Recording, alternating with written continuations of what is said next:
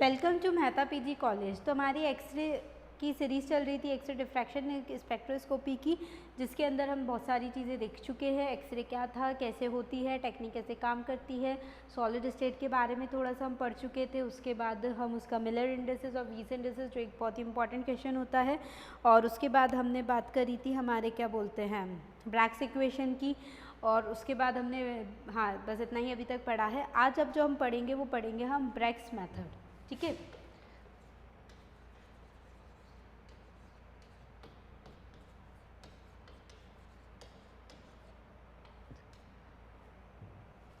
Bragg's method, ठीक है।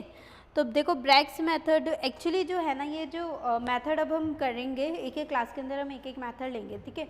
तो ये जो मेथड्स है हमारे, ये डिटर्मिनाई करते हैं हमारी क्रिस्टल स्ट्रक्चर को, ठीक है। तो ये methods for determination of crystal structure है। क्रिस्टल स्ट्रक्चर को बताने के लिए तो हम यूज़ करते हैं हमारा ब्रैग्स मेथड। मैंने ये पहले भी बात बोली थी कि ब्रैग्स इक्वेशन अलग है और ब्रैग्स मेथड अलग है, ठीक है। तो हमें दोनों के लिए अलग अलग कॉन्सेप्ट ध्यान देना है। ब्रैग्स मेथड हम पूरी टेक्निक पढ़ेंगे, उसका इंस्ट्रूमेंटेशन पार्ट पढ़ेंगे कि कैसे काम करता है, ठीक है। उसके बाद हम उसका वो देखेंगे, ठीक है। तो मैं ना लिखती जाऊँगी और उसके बाद समझाती भी जाऊँगी, ठीक है।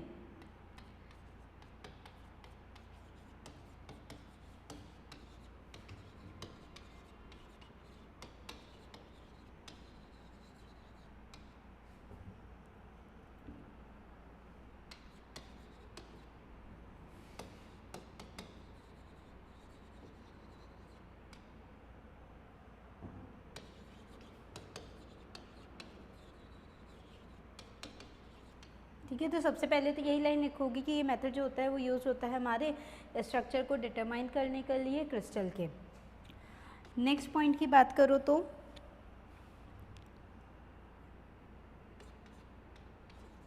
X ray are allowed to fall on the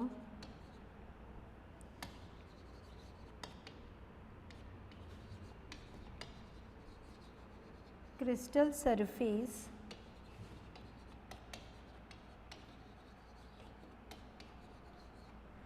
and the crystal rotates and reflect X-ray in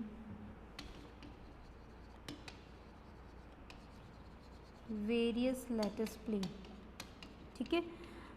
तो यहाँ पे हमने ये बात बोली कि इस मेथड में हम क्या करेंगे, एक्सरे को जो है वो हम क्रिस्टल सरफेस के ऊपर फॉल करते हैं, फिर उसको रोटेट करते हैं, reflect the X-ray in various lattice planes, और उसके बाद उसको डालते हैं। ये सारी चीज़ें हम ना डायग्रामेटिक वे में बहुत अच्छे से समझ जाएगी कि हम वहाँ पे क्या कर रहे हैं, कैसे कर रहे हैं, ठीक है। नेक्स्ट हम लिखते हैं the glancing angle for each intense is recorded, ठीक है। तो जो ग्लैंसिंग एंगल होगा,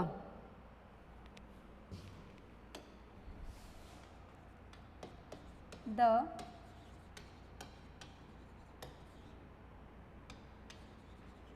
glancing angle for each intense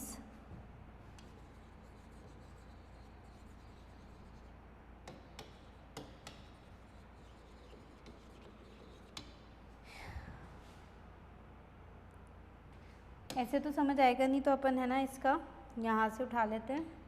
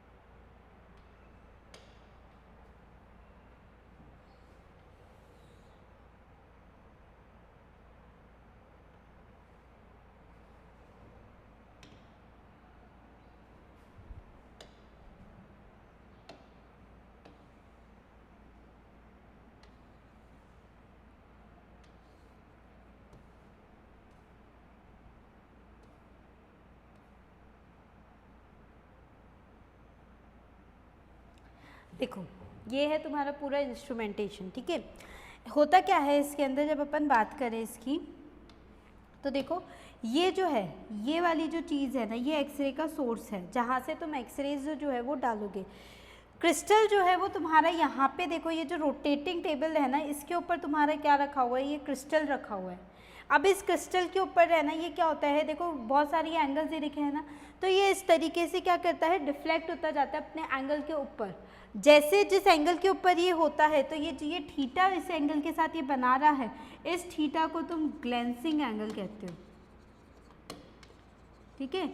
तो जो ये तुम्हारा ये क्रिस्टल है ना, उस क्रिस्टल के साथ जो ये थीटा बना रही है, ये यहाँ से ये मेजरमेंट होता है। जो ये रोटेटिंग ट्यूब है ना, इसके चारों तरफ यहाँ पे क्या लगा हुआ होता है, मेजरमेंट स्केल होती है। मेजरमेंट स्केल क्या है हमारी, एंगल को बताती है कि कितना एंगल के ऊपर होगा। तो सबसे पहले हमारी एक्सरेज आती है कॉलीमेटर से, उसको जो चेंज करना होता है, जिस भी तरीके की उसको चाहिए, वो जो है वो इस क्रिस्टल के ऊपर हमारा डालती है, और उसके बाद जो है वो क्रिस्टल से जो है वो एक्सरेज हमारी बाद में जाती है, जहाँ पे ये आयनाइजेशन चैम्बर होता है, या यहाँ मान सकते हो जहाँ पे आयंस का ब्रेकडाउन होता हो, इलेक्ट्रॉन्स का ट्रांसफ़र होता है, और साथ ही साथ यहाँ पे करंट का फ्लो होता है। और करंट का फ्लो जो है वो फाइनली कौन देखता है, हमारा इलेक्ट्रोमीटर जो है वो देखता है। तो इस तरीके से जो है हमारा ब्रैग्स मेथड जो है वो काम करता है, ठीक है। तो बेसिकली बस हमें इस इंस्ट्रूमेंटेशन को ध्यान रखना है। अब हम यहाँ पे क्या करेंगे, देखो यहाँ से हमने ये बोला ना, हमने कुछ ऐसे लिया, इलेक्ट्रॉन्स डाले एक्सरे, ताकि ये एक्सरे क्या कर रही है, जनरेट कर रही है। यहाँ से एक्सरेज क्या कर रही है, जनरेट कर रही है। एक्सरेज जनरेट करेंगी, सी जो यहाँ पे ये जो चीज़ है, ये क्या है, कॉलीमेटर।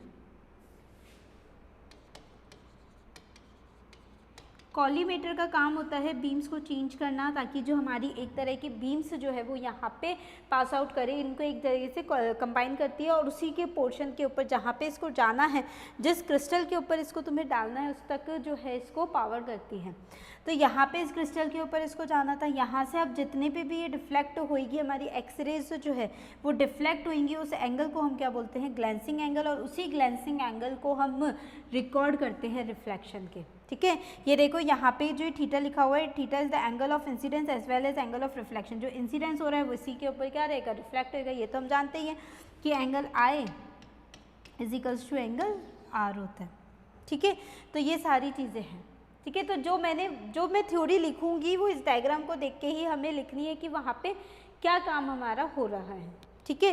तो देखो हमने यही बोला ना, glancing angle for each intense reflection is recording. जितना भी रिफ्लेक्शन आएंगे सबके लिए हम क्या करेंगे, हमारे थीटा को जो है वो नोट करते जाएंगे। अब ये जो ये एंगल से रिफ्लेक्ट होती है वो कहाँ जा रही है, हमारे ऐसे जो है हमारा गैल्वेनोमीटर होता है, मतलब एक बैटरी का पूरा सिस्टम यहाँ पे लगा हुआ होता है, और उस सिस्टम के अंदर जो है ना हमारा करंट फ्लो होता है, और वो करंट को मेजर करता है हमारा गैल्वेनोमीटर, या हम बोल सकते हैं इलेक्ट्रोमीटर।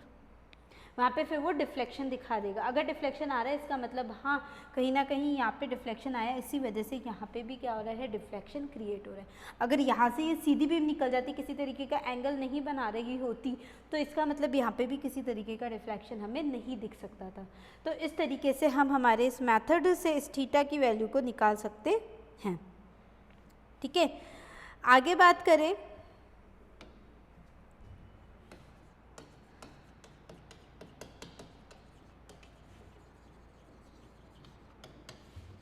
अप्लाइंग ब्रैग्स इक्वेशन, ठीक है। अगर हम अप्लाई ब्रैग्स इक्वेशन करते हैं ना, तो देखो हमने एससीसी, बीसीसी और एफसीसी 3 चीज़ें पढ़ी थी। उसके लिए हम जो है वो इंटरप्लेनर डिस्टेंस का रेशियो हम निकाल सकते हैं, ठीक है। अब क्या रेशियो है, देखो एक्सपेरिमेंटल ऑब्जर्वेशन। अब तुम बोलोगे कि मैम ये करना क्यों है, तो देखो करना यूँ है कि तुम्हें ये पता है कि ब्रैग्स इक्वेशन क्या होती है, n lambda is equals to 2d sine theta. हमें नहीं पता, देखो ये फॉर्मूला ये सब कुछ हमें प्रोवाइड करवाता है, ठीक है। थीटा की वैल्यू अगर तुम्हें पता है, ग्लेंसिंग एंगल तुम्हें यहाँ से पता है, इंटरप्लेनर डिस्टेंस निकालनी है या तुम्हें लैम्डा निकालना है, जो भी तुम्हें निकालना है फिर तुम इससे निकाल सकते हो। तो इस तरीके से हम ये चीज़ें निकाल सकते हैं। तो इसने यही बोला कि हम डी की वैल्यूज़ पे फाइंड आउट कर सकते हैं, फिर चाहे से वो एससीसी के लिए हो, बीसीसी के लिए हो या फिर एफसीसी के लिए हो, ठीक है। तो देखो क्या है, यहाँ पे कुछ रेशियोज बताता है हमें कि D100 रेशो D110 D/111। ये जो आता है हमारे लिए, ये आता है 1:1√2 1:3 फॉर SCC। ठीक है, सेम चीज़ जो है वो दोनों के लिए लिखेंगे हम, और उसके बाद इसके लिए जो आता है वो आता है 1:1 √2:2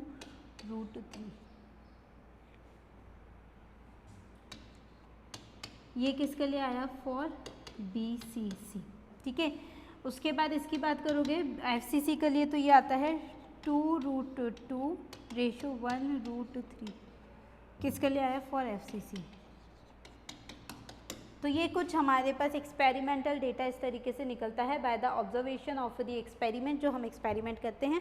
तो इसीलिए मैंने बोला कि n lambda is equals to 2d sin theta से हम कुछ भी जो भी हमें निकालना है, क्योंकि थीटा अगर हमें मिल गया, ग्लैंसिंग एंगल अगर हमें मिल गया, तो हम कुछ भी चीज़ जो है वो यहाँ से फाइंड आउट कर सकते हैं। ठीक है, अब चलते हैं हम इसके इंस्ट्रूमेंटेशन वाले पार्ट के ऊपर।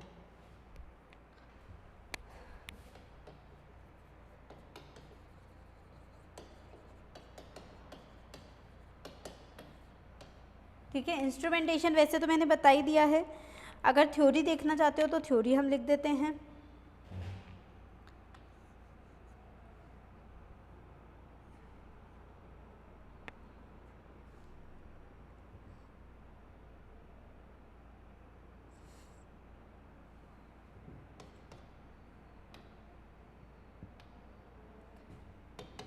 X-ray fall on crystal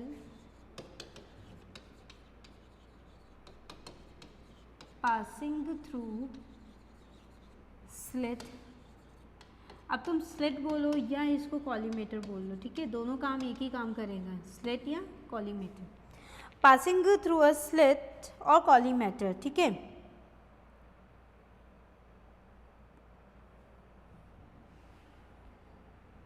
then crystal is subjected on a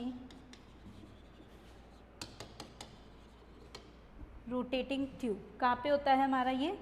rotating tube के ऊपर विद स्केल। ठीक है, मतलब जो रोटेटिंग ट्यूब होगी वो डेफिनेटली कैसी होती है? हमारी स्केल की होगी उसके अंदर। देन उसके बाद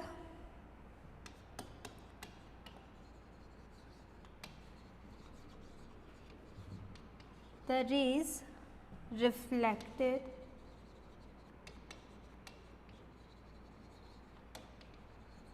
from the crystal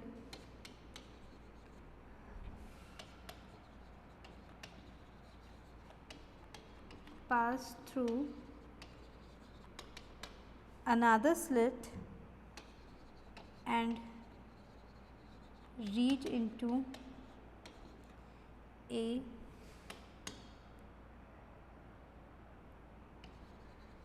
ionizing chamber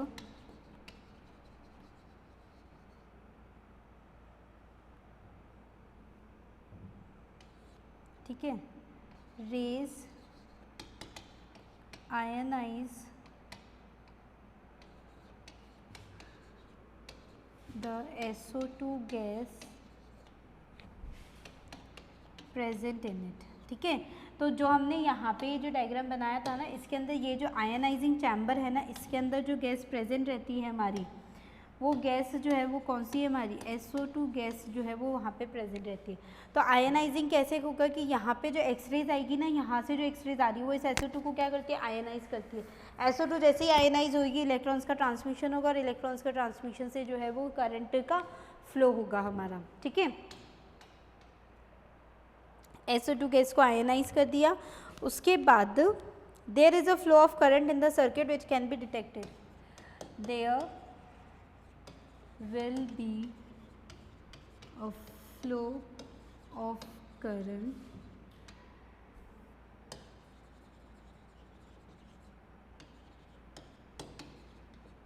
in the circuit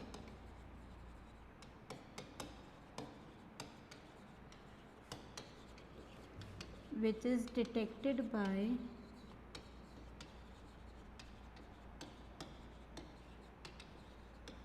galvanometer. जिसको कौन डिटेक्ट करता है? गैल्वेनोमीटर डिटेक्ट करता है। तो अमाउंट ऑफ करंट, ठीक है, अब क्या है? जो अमाउंट ऑफ करंट है ना हमारा, वो डायरेक्टली प्रोपोर्शनल होता है किसके, इंटेंसिटी ऑफ एक्सरे के।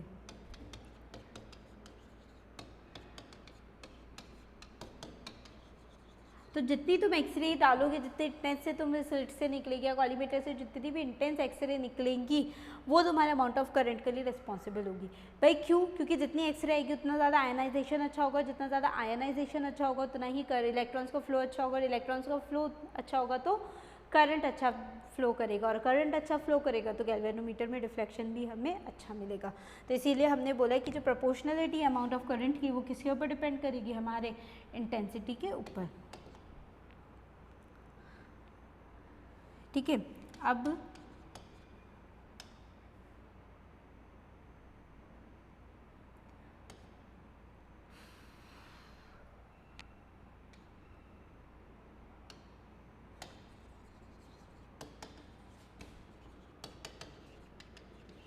the crystal rotated on the table starting from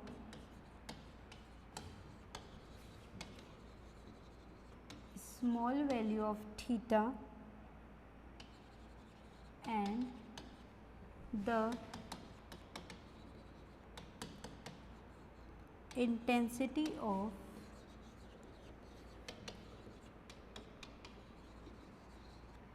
reflected rays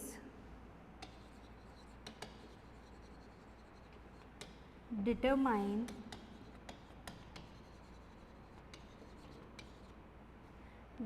the value of theta which satisfy the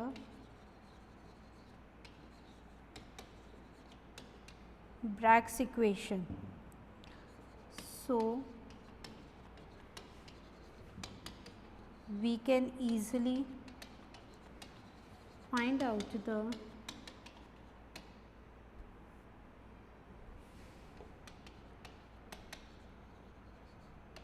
incident angle theta, wavelength of X-rays and order of crystal। ठीक है, तो हमने देखो अभी जो मैंने बात बोली थी मैंने बस वही चीज़ यहाँ पे लिखी है कि धीरे धीरे क्या होगा, जैसे जैसे क्रिस्टल रोटेट करता जाएगा तो पहले तो टेबल स्टार्ट करेगी from the small value of theta.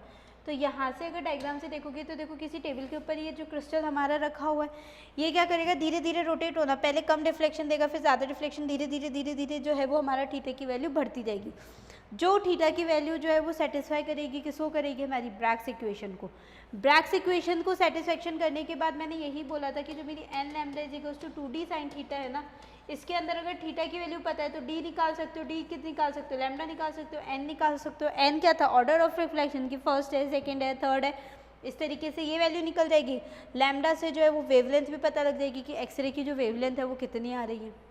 ठीक है, तो बहुत सारी चीज़ें हम इससे निकाल सकते हैं। तो जो हमने यहाँ पे ये थ्योरी वाले पार्ट में यही चीज़ लिखी है कि देखो small value of theta and the intensity of reflected X-ray determines the value of theta which satisfy the Bragg's equation। बस हमने ये कहा ना, इंटेंसिटी जो रिफ्लेक्टेड रेज की है वो हमें थीटा की वैल्यू देती जाएगी। भाई जो रोटेटिंग ट्यूब आ रही है उसमें जितना डिफ्लेक्शन आता जाएगा उतना ही तुम्हें क्या मिलता जाएगा, तुम्हारी थीटा की वैल्यू मिलती जाएगी। तो उससे हम क्या होगा, हमारा इंसिडेंट एंगल भी पता लग जाएगा हमें कितने पे इंसिडेंट हुआ है। क्यों? क्योंकि जितना हमें डिफ्लेक्शन मिलेगा इसका मतलब उतने पे इंसिडेंट हुआ है। क्यों? क्योंकि हमें ये पता है कि angle I is equals to angle R। हमें ये चीज़ बहुत अच्छे से पता है। तो जितना थीटा तुम यहाँ से करोगे उतना तुम्हें इंसिडेंट एंगल के बारे में पता लगेगा, इंसिडेंट एंगल के बारे में पता लग जाएगा, साथ ही साथ वेवलेंथ पता लग जाएगा और ऑर्डर ऑफ क्रिस्टल पता लग जाएगा। लेकिन मैथड तो अब हमने पूरा देख लिया, क्या होता है कैसे होता है समझ लिया, कुछ इसका एक्सपेरिमेंटल डेटा भी देख लिया कि रेशियोज़ क्या आते हैं। लेकिन सबसे मेजर चीज़ ये आती है कि क्या इस मेथड को यूज़ करेंगे हम। तो इसका आंसर ये है कि ये मेथड जनरली यूज़ नहीं किया जाता। क्यों? क्योंकि बहुत ज़्यादा लॉन्ग मेथड है कि तुम थीटा देखोगे फिर एक एक थीटा की वैल्यू नोट करोगे फिर उसके बाद कैलकुलेट करोगे, तो बहुत टाइम कंज्यूमिंग प्रोसेस है ये। हमें क्या चाहिए, आज का टाइम क्या कहता है हमारा, बहुत जल्दी जल्दी, जितना सेटिस्फेक्शन होगा, जितना जल्दी हमारा काम होगा उतना ही हमें अच्छा लगेगा। तो ये वाला काम हमारा इतना जल्दी नहीं हो सकता, तो इसी वजह से इस मेथड को जो है वो हम इतना अच्छे से यूज़ नहीं करते हैं। तो इसके लिए हम फिर दूसरे मेथड्स के ऊपर आए, जैसे Loy method and powder method है। तो कुछ ना कुछ हर में ड्रॉबैक आता है, तभी तो हम दूसरे मेथड के ऊपर फॉरवर्ड करते हैं। तो यहाँ पे यही था कि ये बहुत ज़्यादा टाइम टेकिंग प्रोसेस है, जितनी ज़्यादा टाइम टेकिंग आएगी ना उतनी ही ज़्यादा इसको करने में दिक्कत आती है। इसी वजह से फिर हम इसके नेक्स्ट ड्रॉबैक की वजह से नेक्स्ट एक्सपेरिमेंट्स के ऊपर गए, जो कि हमारे लॉय मेथड है और उसके बाद हमारा पाउडर मेथड आता है। ठीक है, एक हम पढ़ेंगे लॉय मेथड, दूसरा पढ़ेंगे पाउडर मेथड। इन दोनों मेथड की खासियत ये थी कि इन दोनों मेथड्स ने क्या करा कि जब तुम्हें स्क्रीन यहाँ पे मिलेगी ना, वो स्क्रीन ही तुम्हें उसका पूरा डेटा प्रोवाइड करवा रही थी। ठीक है, यहाँ पे तुम क्या कर रहे थे कि तुम यहाँ पे थीटा की वैल्यू निकालते, फिर उसको इक्वेशन में पुट करते, फिर इक्वेशन से तुम उन चीज़ों को कैलकुलेट कर देते। तो this is a long time taking process. ठीक है, तो टाइम टेकिंग प्रोसेस है, इस वजह से जो है इस प्रोसेस के अंदर हम ये लिख सकते हैं कि this process is generally not used, this process is generally not used. ठीक है, तो बस हमें ये कुछ चीज़ें ध्यान रखनी थी इसके अंदर। अब मैं पहले भी एक बात कह चुकी हूँ, ब्रैग्स इक्वेशन अलग है, ब्रैग्स मेथड अलग है, दोनों में कंफ्यूज नहीं होना है। ब्रैग्स लॉ आए, ब्रैग्स इक्वेशन आए या फिर कंडीशन फॉर डिफ्लेक्शन आए, तीनों चीज़ें एक ही को डिफाइन करती है, वो है ब्रैग्स इक्वेशन को। लेकिन ब्रैग्स मेथड पूरा मेथड बताता है कि किस तरीके से उसको अप्लाई करोगे ब्रैग्स इक्वेशन के ऊपर। ठीक है, तो दोनों चीज़ों में कंफ्यूज नहीं होना है। और मेजरली जो चीज़ ध्यान रखनी है वो बस ये डायग्राम ध्यान रखना है कि एक्सरे का सोर्स डाला, हमारा कॉलीमेटर से निकला, कॉलीमेटर से कहाँ गया, रोटेटिंग टेबल के ऊपर गया, जहाँ पे क्रिस्टल रखा हुआ था उस क्रिस्टल से क्या होता है, डिफ्लेक्ट होता है। डिफ्लेक्ट होने के बाद आयनाइजिंग चैम्बर में जाएगा, जहाँ पे SO2 गैस प्रेजेंट होती है, वो उसको आयनाइज करेगी। आयनाइज करने से इलेक्ट्रॉन्स निकलेंगे, इलेक्ट्रॉन्स का फ्लो करेगा, करंट फ्लो होगा, करंट जो है वो गैल्वेनोमीटर में हमें नोट डाउन होता है। तो ये सारी प्रोसेस है जिनका हमें ध्यान रखना है। ठीक है, तो ये था हमारा ब्रैग्स मेथड। अगली बार हम बात करेंगे हमारे लॉय एंड पाउडर मेथड की। Thank you.